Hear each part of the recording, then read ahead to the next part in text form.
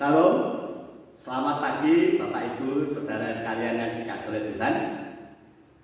Jumpa kembali pada pagi hari ini di dalam ibadah raya. Tentunya kita semua dalam keadaan sehat, dalam keadaan sukacita, dan kita siap untuk mendengarkan firman Tuhan. Mari kita akan satu hati di dalam doa. Bapa di dalam surga, pada pagi hari ini kami bersyukur Tuhan, Engkau sudah memberkati setiap kehidupan kami anak-anak-Mu, sehingga pada pagi hari ini Bapa, kami dengan penuh sukacita siap untuk mendengarkan firman-Mu. Penuhi kami dengan kuasa Roh Kudus-Mu, sehingga kami mengerti Bapa untuk setiap rahasia kebenaran firman-Mu yang pagi hari ini akan dengar, sehingga akan membuat kehidupan kami semakin setia, semakin kokoh, semakin kuat di dalam Tuhan. Terima kasih Bapa. Di dalam nama Tuhan Yesus kami berdoa dan mengucap syukur. Haleluya. Amin. Mari kita akan membaca Alkitab kita di dalam Markus pasal yang ke-8 ayat yang ke-27 sampai dengan ayat yang ke-30. Demikian firman Tuhan. Perikop berjudul Pengakuan Petrus.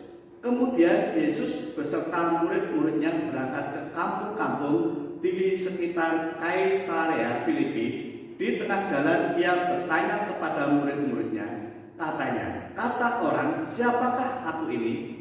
Jawab mereka, ada yang mengatakan Yohanes Pembaptis, ada juga yang mengatakan Elia, ada pula yang mengatakan seorang dari para nabi. Ia bertanya kepada mereka, tetapi apa katamu? Siapakah aku ini? Maka jawab Petrus, engkau adalah Mesias. Lalu Yesus melarang mereka dengan keras supaya jangan memberitahukan kepada siapapun tentang Dia. Amin. Bapak Ibu Saudara yang dikasihi oleh Tuhan, pada perikop ini Saudara mengisahkan tentang di mana saat Yesus bersama-sama murid-muridnya berangkat ke kampung di sekitar Kaisarea Filipi. Di tengah perjalanan Yesus bertanya kepada murid-muridnya. Pertanyaannya demikian, kata orang, siapa aku? Saudara,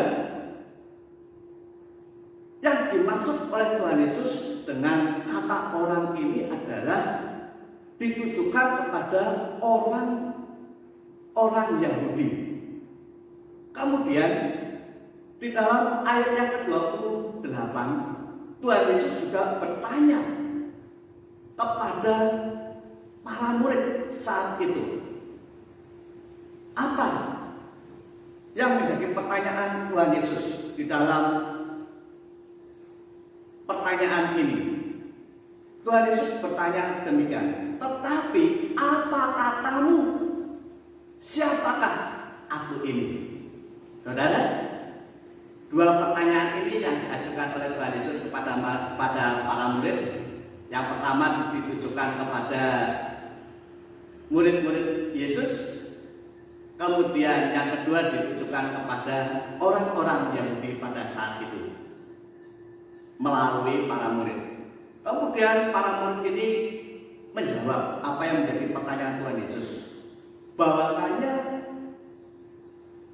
kata orang ataupun kata orang-orang Yahudi bahwa ada yang mengatakan Yesus itu adalah Yohanes Pembaptis, Yesus adalah Elia, Yesus adalah para nabi.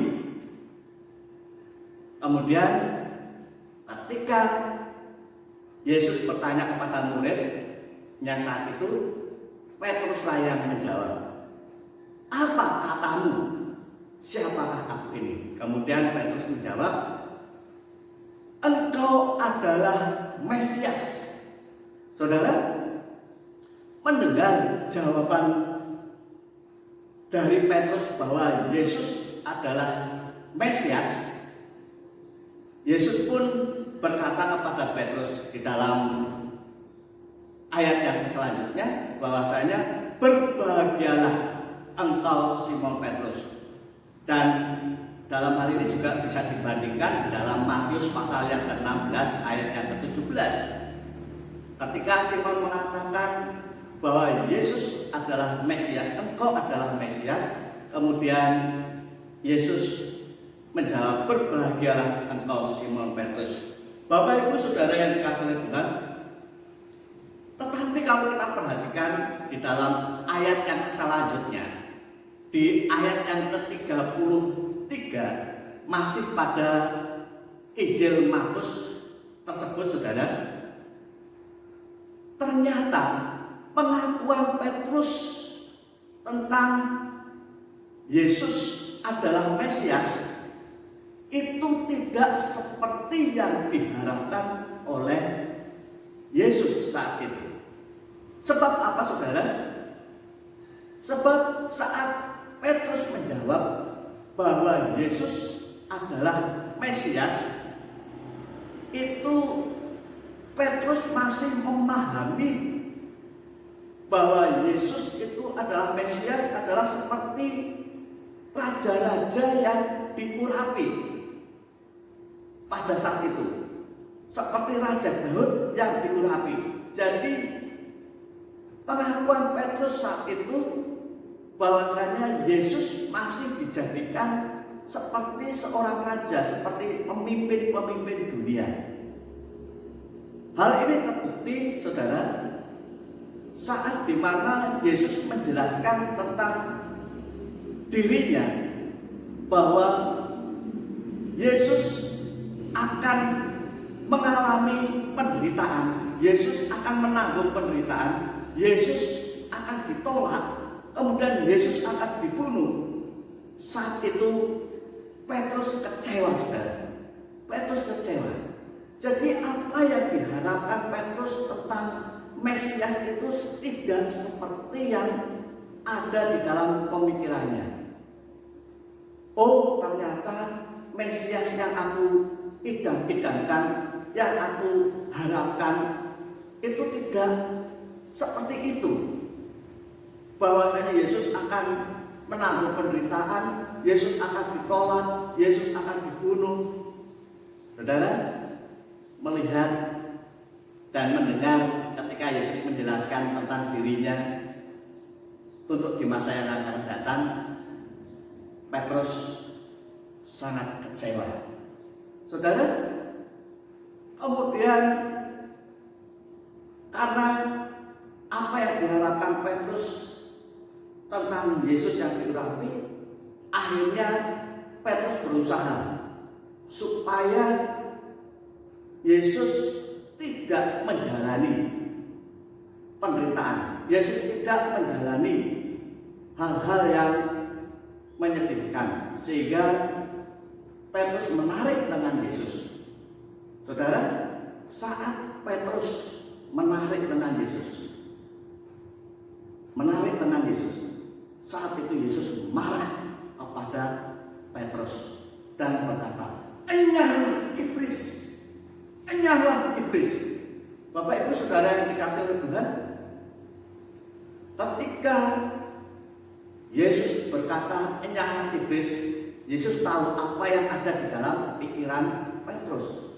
Sebab Petrus memikirkan Yesus itu seperti yang dipikirkan oleh manusia-manusia zaman itu, yaitu sebagai seorang raja yang berkuasa, yang bisa mengalahkan musuhnya, dan yang lain-lainnya. Saudara,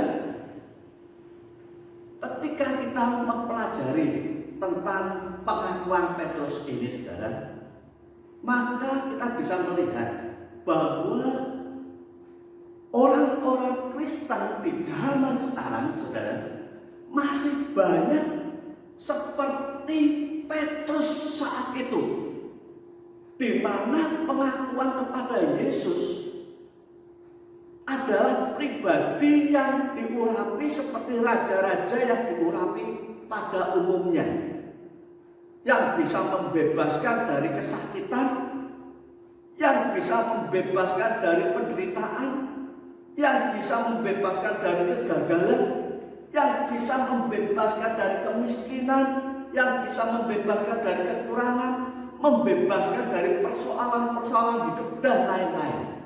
Inilah pengakuan-pengakuan orang-orang Kristen zaman sekarang, seperti yang saat itu ada di dalam pemikiran Petrus. Bapak Ibu Saudara yang dikasihi oleh Tuhan, dalam hal ini ketika kita mengaku Yesus hanya sebagai sosok pribadi yang akan menjawab segala keperluan, yang akan menjawab segala pemenuhan kebutuhan jasmani, kita perlu waspada, kita perlu hati-hati. Berarti pengakuan kita adalah pengakuan yang memang sedang diperalat oleh iblis untuk menggagalkan rencana Allah atas keselamatan manusia. Bapak Ibu Saudara yang dikasihi oleh Tuhan, ketika saya dan saudara saat ini mendengar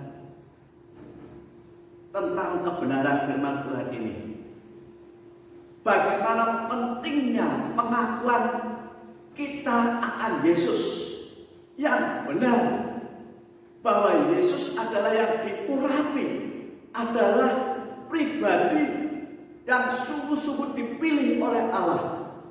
Dia adalah pribadi yang sungguh-sungguh dipilih oleh Allah, dikhususkan oleh Allah, diurapi oleh Allah. Karena apa saudara? Karena Yesus adalah utusan Allah. Dia adalah pribadi yang rela menderita, rela disalib, kemudian bangkit pada hari yang ketiga dan terangkat ke surga untuk menyiapkan tempat bagi kita, bagi saya, bagi saudara semuanya. Ini saudara, pengakuan akan Yesus yang benar, bukan pengakuan Yesus akan mujizatnya saja, bukan pengakuan Yesus akan berkat-berkat jasmani yang melimpah dan lain sebagainya, tetapi pengakuan yang benar akan Yesus, bahwasanya Yesus adalah pribadi yang rela menanggung penderitaan. Dia adalah pribadi yang rela disalib untuk menebus dosa-dosa kita. Sehingga ketika Yesus bangkit dari antara orang mati, Yesus mengalahkan maut, kemudian dia terangkat ke surga, menyiapkan tempat bagi saya dan saudara. Jadi saat ini saudara, pengakuan kita akan Kristus, pengakuan kita akan Yesus bukan saja hanya diucapkan bahwa Yesus adalah Tuhan dan Juru Selamat, tetapi perlu adanya tindakan yang nyata. Saudara, tindakan yang nyata di sini di dalam ayat yang ke-34 dijelaskan bahwasanya bagaimana pengakuan kita akan Yesus ini harus disertai dengan perbuatan. Di sini dikatakan, lalu Yesus memanggil banyak orang dan murid-muridnya dan berkata kepada mereka, setiap orang yang mau mengikut aku, ia harus menyangkal dirinya, memikul salibnya, dan mengikut aku. Jadi saudara, pengakuan kita akan Yesus harus disertai dengan penyangkalan diri, harus disertai dengan rela menderita, memikul salibnya, dan mengikut Yesus. Ini penting di dalam kehidupan saya dan saudara. Bukan pengakuan hanya sebatas raja, bukan pengakuan hanya sebatas mujizatnya saja, bukan pengakuan sebatas berkat-berkat yang dicurahkan saja, tetapi pengakuan itu harus disertai dengan tindakan, yaitu penyangkalan diri, memikul salibnya, dan mengikut jejaknya. Oleh karena itu Bapak Ibu Saudara yang dikasihi oleh Tuhan, sebagai orang-orang yang sungguh-sungguh memiliki pengakuan yang benar akan Kristus, maka di dalam hidupnya kita akan rela kehilangan hak, maka kita akan rela kehilangan kenikmatan dunia, maka kita akan rela kehilangan nyawanya. Itu yang seperti yang dilakukan oleh Tuhan kita Yesus Kristus. Kiranya kebenaran firman Tuhan ini akan memberkati kita semuanya. Mari kita akan satu hati di dalam doa. Bapa di dalam surga, kami mengucapkan syukur dan terima kasih Bapa, di mana firman-Mu pada pagi hari ini Bapa sudah menjelaskan kepada kami bahwa pengakuan akan Kristus bukan hanya sebatas pengakuan sebagai Raja, mengakui akan mujizat-mujizatnya, mengakui akan berkat-berkatnya, tetapi pengakuan yang sebenarnya adalah harus disertai dengan tindakan, yaitu dengan penyangkalan diri, dengan memikul salibnya, dan juga mengikut setiap jejak-jejaknya. Oleh karena itu Bapak, pagi hari ini Engkau senantiasa akan membimbing kami Bapak dalam segala hal. Meskipun saat ini Bapak kami harus berhadapan dengan situasi kondisi yang mungkin akan menggoncangkan iman kami, tetapi pengakuan kami kepada Engkau Bapak saat ini yang akan menguatkan iman dan pertumbuhan kerohanian kami. Terima kasih Bapak, sebelum kami mengakhiri kebenaran firman-Mu pada pagi hari ini, kami mau menyerahkan untuk seluruh kehidupan seluruh sidang jemaat-Mu dimanapun mereka berada. Berkati Bapak di dalam rumah tangganya, berkati Bapak di dalam pekerjaannya, berkati Bapak di dalam setiap aktivitasnya.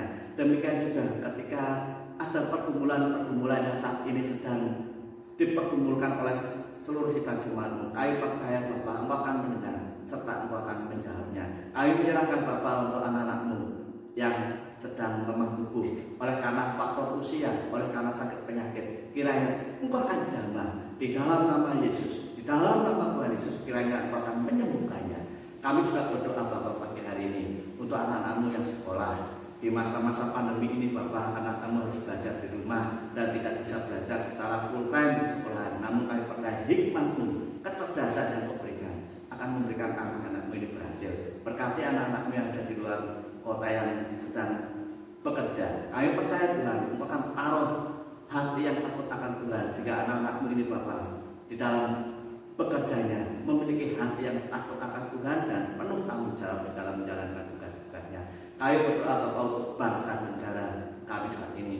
Saat ini Bapak, bangsa kami sedang menghadapi pandemi corona yang sudah sekian bulan dan belum berakhir. Dan saat ini kasusnya sedang meningkat kembali. Kami percaya Tuhan akan campur tangan, akan memberikan hikmat kepada para peneliti sehingga menghasilkan vaksin yang bisa untuk menghentikan peredaran, perkembangan virus corona ini Bapak. Terima kasih Bapak, berkati para pemimpin bangsa kami, baik presiden, wakil presiden, para menteri, gubernur, bupati, wali kota, camat, sampai dengan pemerintah yang di desa-desa. Kami sepakat dalam tangan perasaan Bapak.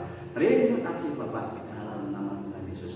Bapak Ibu Saudara yang dikasihi oleh Tuhan, marilah kita akan terima berkatnya. Kiranya berkat, pertolongan dan damai sejahtera dari Allah Bapa di dalam Kristus Yesus serta persekutuannya di dalam Roh Kudus akan memberkati kita sekalian dari saat ini sampai Kristus datang kali kedua. Di dalam nama Tuhan Yesus kami berdoa dan mengucap syukur. Haleluya. Amin. Kita akan berjumpa kembali di dalam ibadah doa besok hari Rabu jam 4 sore. Saya akan membagi linknya dan Bapak Ibu Saudara akan menerima berkatnya. Tuhan memberkati.